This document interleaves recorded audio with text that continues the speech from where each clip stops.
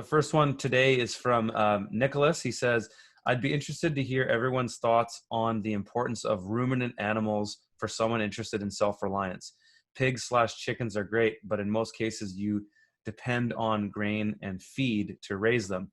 I live in Nova Scotia and most of our grains are imported from out west.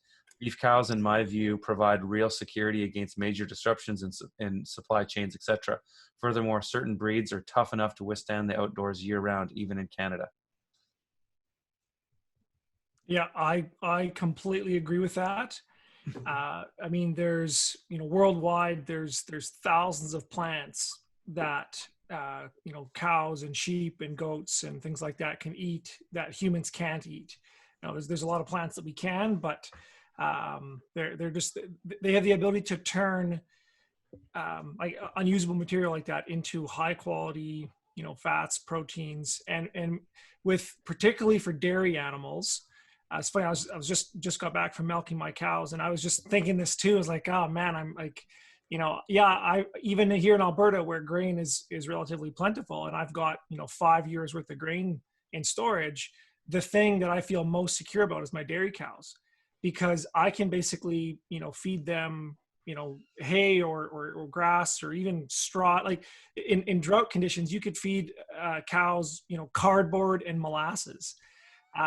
Basically you need some kind of a sugar that feeds their biology, and then just like a cellulose that the rumen can feed off of, and you can turn it into a complete food. Like there have been people who've lived entirely off of nothing more than raw milk, and it happens in like 24 hours.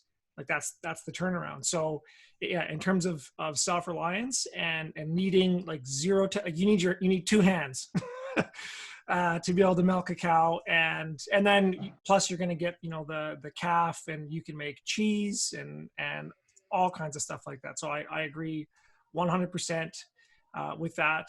And then the only other thing that I would add on to that is buy yourself a scythe and some kind of a setup so that you have the ability to cut forage and store it through, if you have a dormant cycle in your climate wherever you are, having the ability to make tree hay, which is just basically cutting branches off of specific kinds of trees at certain times of the year to preserve their forage, just like you would hay, or cutting grass. That's about all you need. So simple hand tools, and you could easily feed yourself and your family with that. Rob, are your thoughts more or less the same there?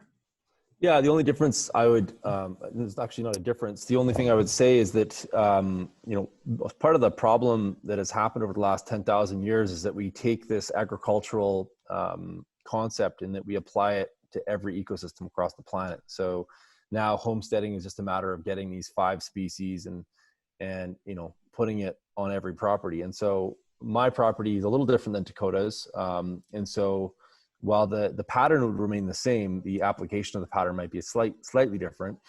And so I would use the word dairy animal, because different livestock are going to basically be appropriate for different types of properties. Like your property, for example, is heavily treed, and there's lots of kind of understory, midstory, overstory. And so a dairy cow might not be the best animal for you, but the pattern remains the same. And so your application of that pattern might be goats. And so the only other thing that I would add is that there's this huge amount of pressure, it seems like right now on the planet, to move towards veganism, and kind of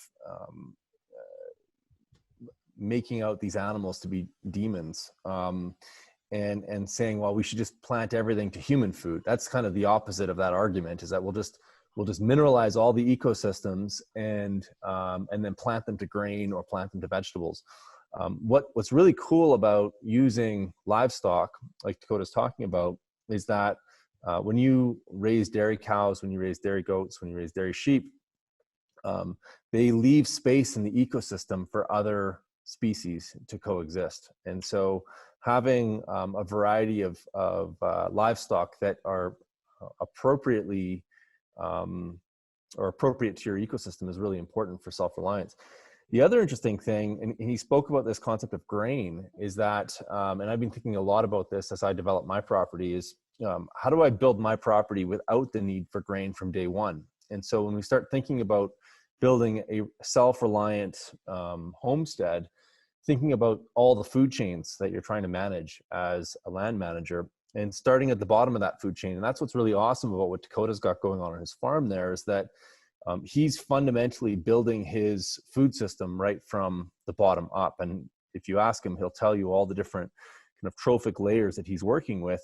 I know you guys have featured him on your from the field as well, quite substantially, all the different trophic layers that he's built. But grain is more of an insurance policy on the Cohen farm, and he's got all this diversity of different feedstocks that can go through a variety of different animals. So that's where that resilience comes from.